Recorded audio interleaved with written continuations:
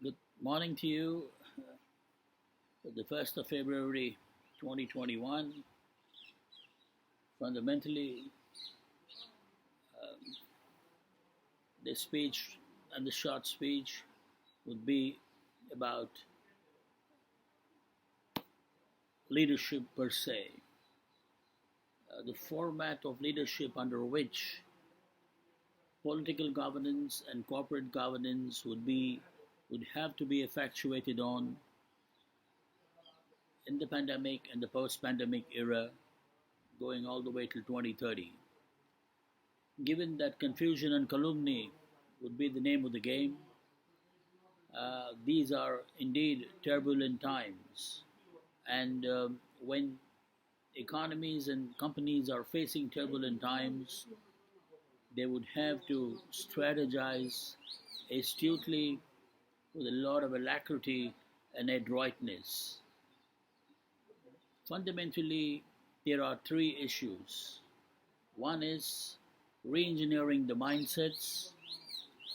Two, re-engineering their strategies as a corollary of the first point. And finally, reinvesting. Now, I propose the fundamental concept of re-engineering the mindsets. The first thing to do is across geographies. One has to understand that rote learning has become the norm, that rote learning has, over a period of almost 70 to 100 years, stymied thought processes, created repetitive mindsets and strategies, much to the detriment of progress. The pedagogy at place across geographies only leads to the incubation of institutions which produce or which produces mass scale clerks. Original thinking is stymied, creative thinking is curbed, and the fundamental issue here is one of incompetency. So unless the mindset is re-engineered to ensure creative ways take over, we are not going to see much difference in the COVID and post-COVID eras. This has to change for certain because we need to, by definition, face these turbulent times with elan, and rote learning will only lead us to the road of disaster. If we need to come through and come through strongly, we have to restore our creative mindsets. What does it mean for political governance and corporate governance?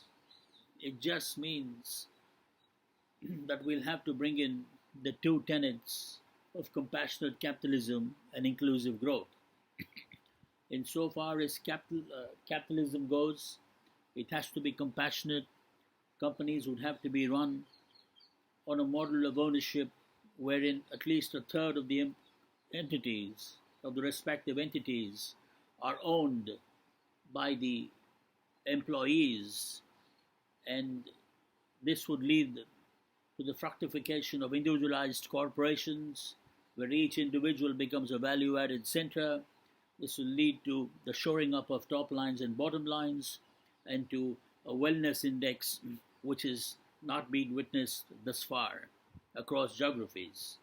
In terms of political governance, it has to be inclusive growth, supporting the marginalized sections of society with subsidies, ensuring tax breaks for SME entrepreneurs, getting into progressive legislation as far as timing climate change goes.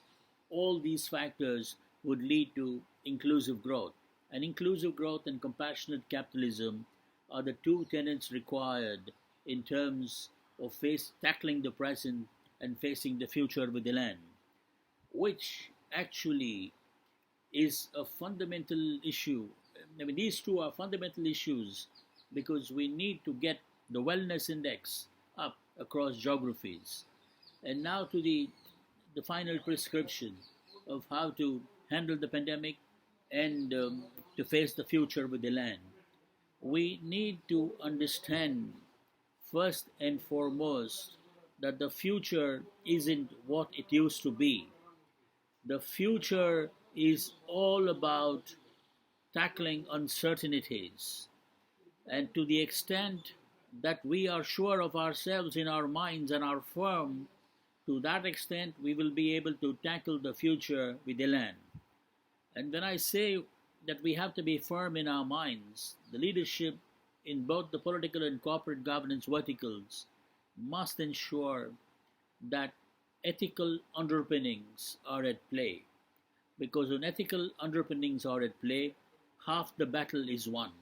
So once we re-engineer our thought processes, it leads to re-engineering per se, rethinking in both terms of both political and corporate governance.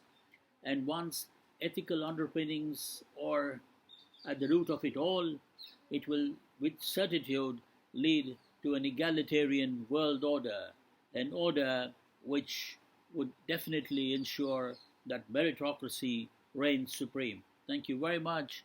Have a great day.